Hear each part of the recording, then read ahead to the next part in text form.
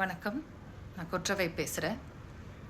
இன்றைக்கி கோவை விமான நிலையத்தின் பின்புறம் ஒரு பெண் கூட்டு பாலியல் வல்லுறவுக்கு உள்ளான செய்தியை நீங்கள் எல்லாரும் பார்த்துருப்பீங்க.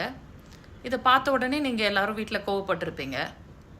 அதுக்கப்புறம் எல்லாரும் என்ன சொல்லுவோம், அவங்கள பிடிச்சி என்கவுண்டர் பண்ணுங்க, தூக்கில் போடுங்க, குற்றவாளிக்கு கடுமையான தண்டனை கொடுங்க அப்படின்னு சொல்கிறதோட நாம் அடுத்த நாள் நம்ம வேலைகளை பார்க்க போயிடுறோம். ஆனால் எனக்கு ஃபஸ்ட்டு இந்த மாதிரி நியூஸை பார்க்கும்போது வரக்கூடிய கேள்வி என்னென்னா, இந்த சமூகத்தில் பெண்களாகிய நாங்கள் பாதுகாப்பாக நடமாட முடியுமா முடியாதா? என்னுடைய பெண்ணுக்கு என் பெண் குழந்தைக்கு இந்த சமூகத்தில் பாதுகாப்பு இருக்கா இல்லையா? இதை பற்றி அரசாங்கம் எந்த அளவுக்கு கவலைப்படுது, என்ன மாதிரியான திட்டங்களை வகுத்து இந்த பாலியல் வல்லுறவுகளை தடுக்க போகுதுன்னு எனக்கு தெரியல. Every day, every moment, every second there is a news about sexual abuse. அதில் சிலது தான் பதிவாகுது. ஏன்னா அதனுடைய அந்த வல்லுறவு அவ்வளவு கொடூரமாக இருந்தால் அது வெளியே வருது. பட் சின்ன சின்ன பாலியல் துன்புறுத்தல்கள்லாம் வெளியில் வர்றதே இல்லை. இந்த மாதிரி ஏதாவது ஒன்று ரொம்ப கொடூரமாக நடக்கும்போது எல்லாரும் கொந்தளிக்கிறோம், அப்புறம் அவங்கவுங்க வேலையை பார்க்க போயிடுறோம். இப்போ இந்த மாதிரி பாலியல் வல்லுறவில் ஆண்கள் ஈடுபடுறதுக்கு எப்படி அவங்களுக்கு தைரியம் வருது அப்படிங்கிற கேள்வியை எத்தனை பேர் எழுப்புறீங்க? இதுக்கெல்லாம் வெறுமென்றே ஒருத்தன் சைக்கோவாக இருக்கான், ஒரு மது போதையில் பண்ணிட்டான், இல்லை கஞ்சா அடிச்சுட்டு பண்ணிட்டான், அவன் கெட்டவன், இவ்வளவுதான் இதுக்கு பதிலா அப்படின்னா இல்லைங்க. இந்த பாலியல் துன்புறுத்தல் நடத்துறதுக்கு காரணம் நீங்க எங்களை எப்படி நடத்துறீங்கிறது தான். இந்த சமூகம் பெண்களாகி எங்களை எந்த இடத்துல வச்சிருக்கீங்க, எப்படி நடத்துறீங்க, எங்களுக்குன்னு என்ன ஒழிக்க விதிகளை கொடுத்துருக்கீங்க, விதிமுறைகளை கொடுத்துருக்கீங்க, ஆண்களுக்கு எதுவுமே இல்லாம அவங்களை எப்படி அதிகாரம் மிக்கவர்களை ஆக்கியிருக்கீங்க, அதுதான் இங்க பிரச்சனை.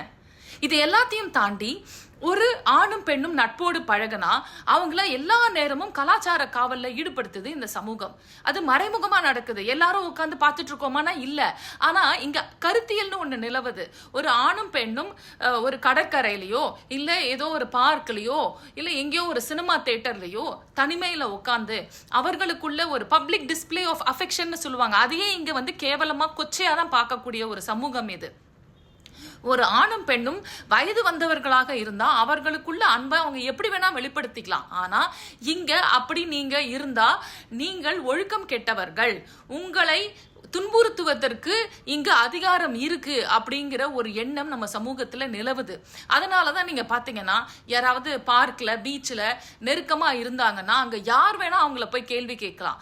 காவல்துறை போய் கேள்வி கேட்கலாம், பப்ளிக் போய் கேள்வி கேட்கலாம், ரவுடிஸ் சமூக காவலர்கள்ங்கிற பேர்ல கேள்வி கேட்கலாம், மத அமைப்புகள் போய் கேள்வி கேட்கலாம். ஏய் இங்க என்ன உட்கார்ந்துருக்கீங்க, யார் நீங்க, இங்க இப்படி எல்லாம் உட்காரக்கூடாது, முதல்ல எந்திரிச்சு போங்க, ஹஸ்பண்ட் அண்ட் ஒய்ஃப்னு ப்ரூவ் பண்ணுங்க, உங்க அப்பா அம்மா ஃபோன் நம்பரை கொடுங்க, நாங்க இப்ப ஃபோன் பண்ணி பேசுறோம். இப்படி மிரட்டல் விடுக்கக்கூடிய ஒரு போக்கு இந்த சமூகத்துல இருக்கிறதுனால தான் தனிமையில இருக்கக்கூடிய ஜோடிகளை சீண்டி அந்த ஆணை அடித்து அந்த பெண்ணை பாலுறவுக்கு உள்ளாக்குகின்ற தைரியமும் அதிகாரமும் ஆண்களுக்கு வருது.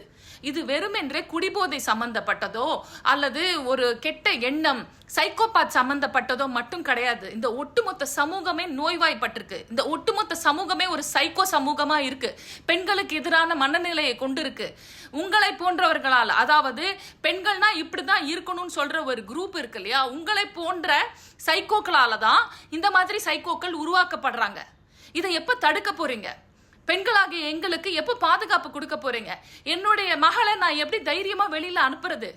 பெண் குழந்தைய பெத்துக்கிற ஒரு தாய்க்கும் பதைக்குது.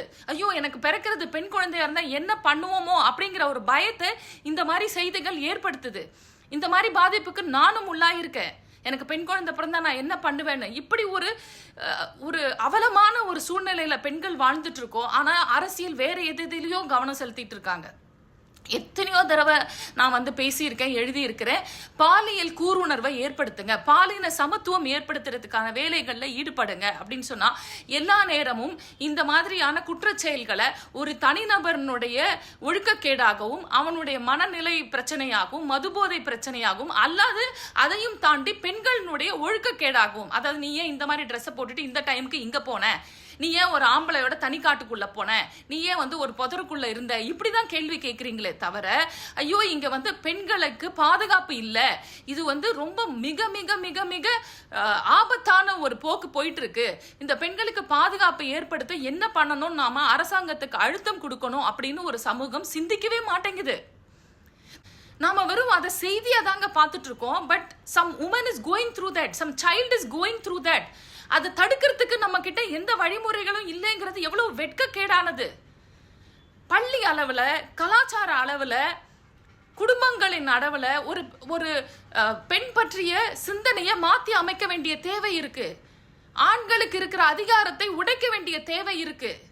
எங்கம்மா ஆம்பளைங்க அதிகாரம் படைச்சவளா இருக்கீங்க, இன்னைக்கு பெண்கள் தான் ஆதிக்கம் செய்யறீங்கன்னு சொல்லிட்டு விளையாட்டா பேசுற விஷயம் இல்லைங்க இது. தயவு செய்து நீங்க பாருங்க, ஒரு குற்றம் நடக்கும் போதும் என்ன மாதிரியான வியாக்கியானங்கள் இந்த சமூகத்துல நடக்குதுன்னு பாருங்க. எல்லா நேரமும் அவளுடைய ஒழுக்கத்தை கேள்விக்கு உட்படுத்துறதாகவும் அவளோட உடை நடத்தையை கேள்விக்கு உட்படுத்துறதாகவும் இருக்கு. இது இந்த சமூகத்துல வாழ்றதா இல்ல வேற எங்கேயாவது ஓடி போயிடலாமாங்கிற அளவுக்கு எனக்கு ஃப்ரஸ்ட்ரேஷன் வருது. நான் மீண்டும் மீண்டும் மீண்டும் இந்த சமுதாயத்தையும் அரசாங்கத்தையும் நோக்கி ஒரே ஒரு வேண்டுகோள் தான் வைக்கிறேன். தயவு செய்து பெண்களை பற்றிய சிந்தனையை மாற்றுவதற்கான திட்டங்களை வகுத்திடுங்கள். பாலின சமத்துவம் குறித்த புரிதல் உள்ள அனைத்து ஆர்வலர்களையும் ஒன்றிணைத்து இதுக்கான திட்டங்களை உருவாக்கி மனநிலை மாற்றத்தை, சமுதாய மாற்றத்தை ஏற்படுத்த வேலை செய்யுங்க. நீங்க இந்த குற்றவாளிகளை பிடிக்க போறதும் கிடையாது, அவனுங்களை பிடிச்சாலும் அதுக்கு உடனடியே தண்டனை கிடைக்கிறதும் கிடையாது. அந்த தைரியத்துலதான் இவனுங்க இந்த மாதிரி காரியத்துல ஈடுபடுறானுங்க.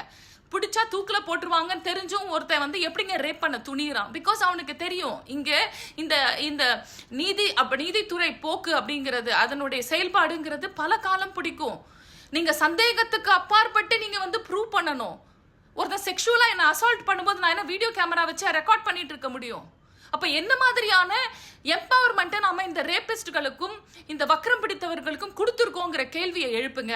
தயவு செய்து பெண்களை மட்டுமே ஒழுக்கப்படுத்திக் கொண்டு இல்லாமல் ஆண்களை ஒழுக்கப்படுத்துங்கள். இந்த சமூகத்தில் ஒரு பாலின சமத்துவத்தை ஏற்படுத்துறதுக்கு எல்லாரும் சேர்ந்து கொஞ்சம் வேலை செய்வோம் வாங்க.